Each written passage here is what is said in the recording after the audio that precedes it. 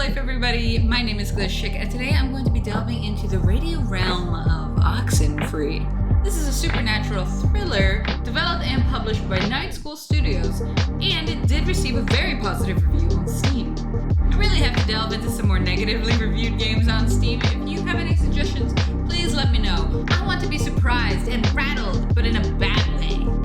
As we tune into the different aspects of this game, we're going to be looking at how the characters interacted as a whole, the multiple choice system that is present in this game, a few of the little mechanics that threw me off during my gameplay, as well as the overarching idea of us talking to literal demons/ghosts through the radio.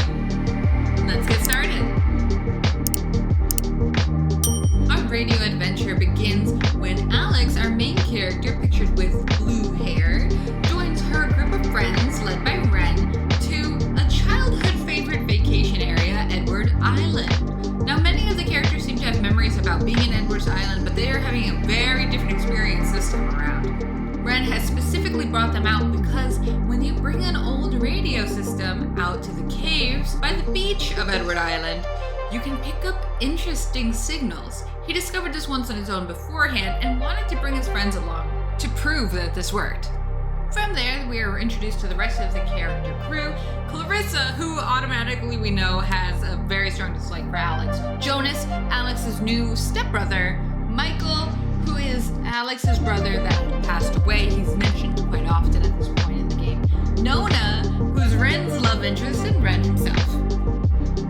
Now, right away, I noticed something that did cause a little bit of an issue for me in this game, and that was the multiple choice mechanic. Now, I love the idea that I was able to choose different dialogues, which also prompted a variety of dialogues from the surrounding characters in a bit of a choose-your-own-adventure style. I have no arguments about that. What I do not like was the fact that every bit of your communication was on a very quick timetable. So if you didn't click something twice, might I add, you had to click it twice in a row to confirm your choice, then it would just disappear right away. Also, if you chose a choice too quickly, if there were other characters talking, it didn't matter what they were saying, it would cut them off right away and insert your words over them. So there were multiple points of dialogue that I thought were beginning to become very important that my choice would affect, because it would cut that character off and I would no longer get that bit of information about either Edward's Island or the character situations that were going on around me. I know for a fact that I missed out on portions of Michael's story and Maggie Adler's story because it was large areas of conversation between all of the characters, so I felt like I had to make my choices very quickly, and unfortunately, a lot of those times it just cut off the dialogue altogether, and my conversational input was the last bit we talked about before moving on to the next section of the game.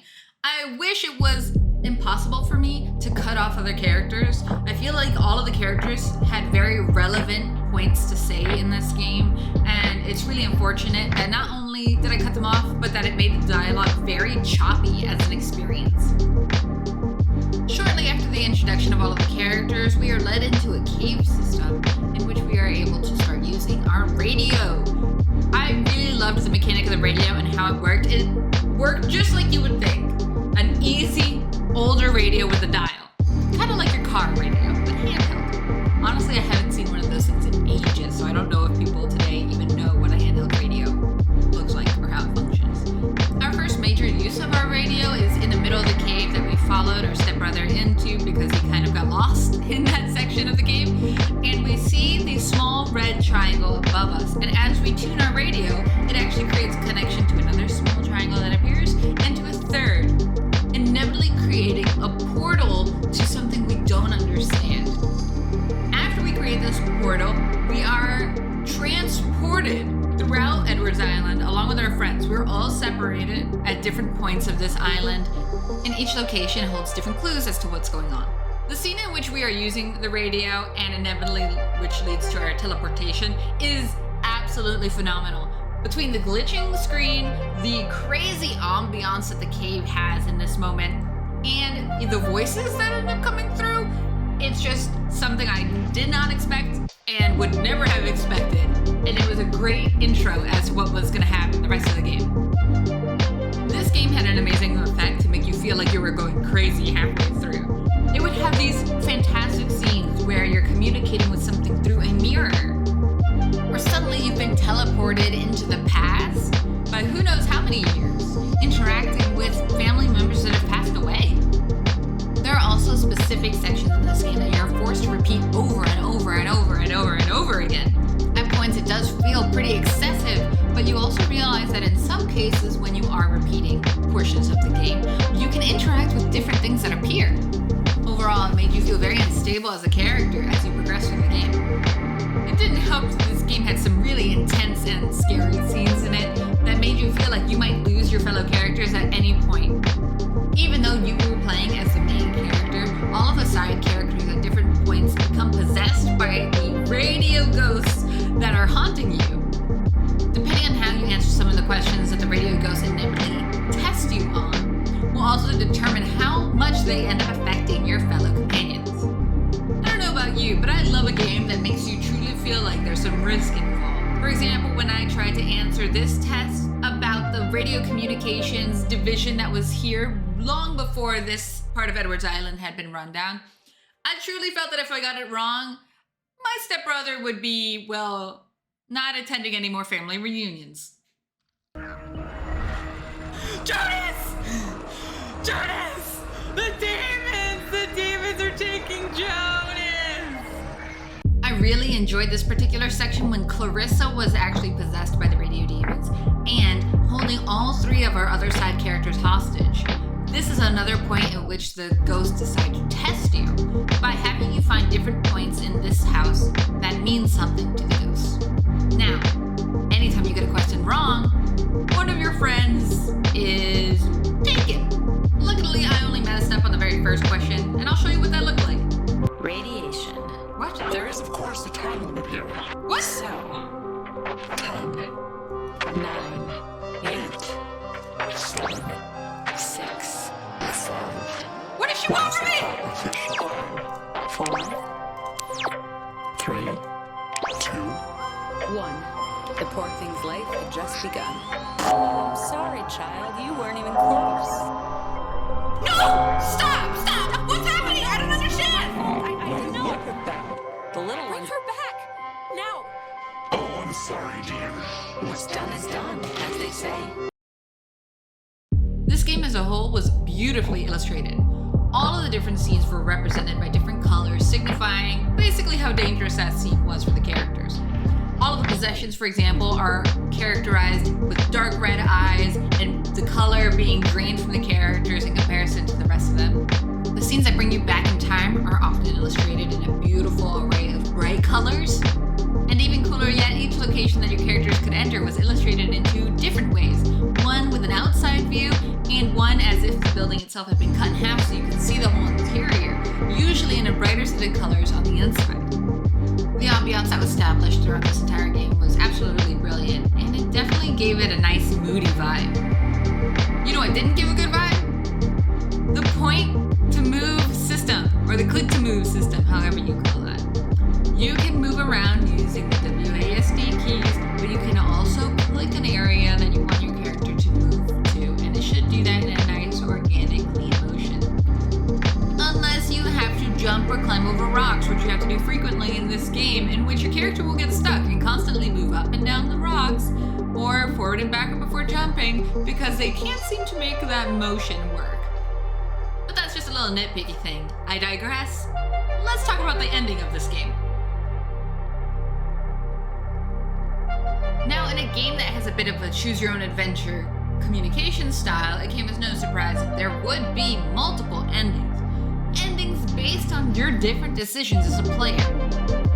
Now, I achieved a fairly common ending, but I did have my chat talk to me about some of the more unique endings, which I also went out of my way to find, because one of them in particular is very strange. The ending that I achieved, I chose not to give up Clarissa.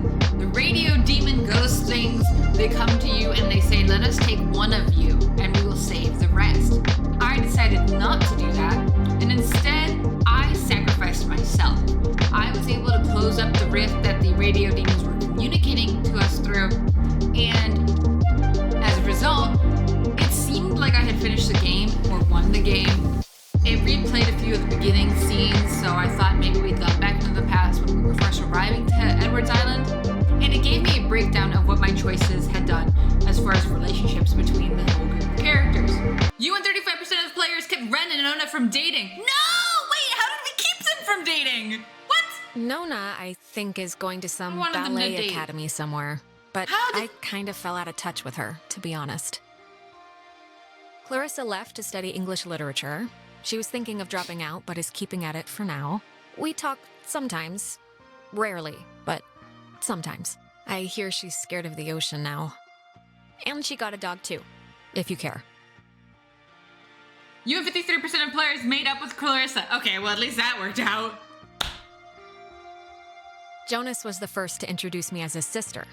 You know, without the step part in front of it. And it was weird at first, but Clarissa could have been dead. It's the truth. He's my brother. Could we have he killed goes everybody? to school in town, and we see each other a lot. You and 60% of players bonded with your new stepbro. Oh, dude. As happy as this ending seems, there is also a little bit added after that kind of insinuates that we're stuck in a time loop still. So, in reality, in my ending, I did actually sacrifice myself, and I am now bent to the whim of the radio demons. Let me show you two alternative endings that are considered the best endings. There is an ending in this game that I did not even think was possible. It was not on my radar at all, and I'm not 100% sure on how to achieve it, but I know it has to deal with all of the portions of the game that allow you to travel to the past. In this ending, you can actually bring your dead brother Michael back to life. This is also an ending that allows you to keep Clarissa and yourself alive, and it is not insinuated 100% that you are stuck in a time loop. Michael will simply return to you and never experience death in the first place, and you can continue on life as if he had never passed away.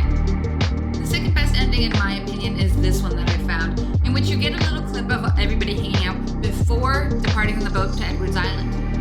In this portion, you're messing with the radio, trying to make sure that it works, and you get a very strange transmission. Alex, this is Alex. And listen, don't come to Edward's Island. Whatever you do, just don't come here. Stay home. I really wish I had achieved this ending on my first go around. I think it is the most fun ending because it really creates this solid circular storyline where you're now mourning yourself before this event even happened, even though we've already experienced it as players. I just really enjoyed it. I thought it was a perfect bow tie to this story.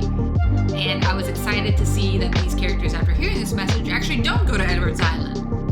So, A+ for them. Anyways, that's it for my review today. I was so excited to have this game recommended to me. I absolutely loved the experience, and I do recommend it to anybody who's into a genre similar to this. Please let me know if you play it and what endings you get or what decisions you make. And if you have any other games you'd like to suggest I play, let me know in the comments below. Anyways, stay safe and make good choices,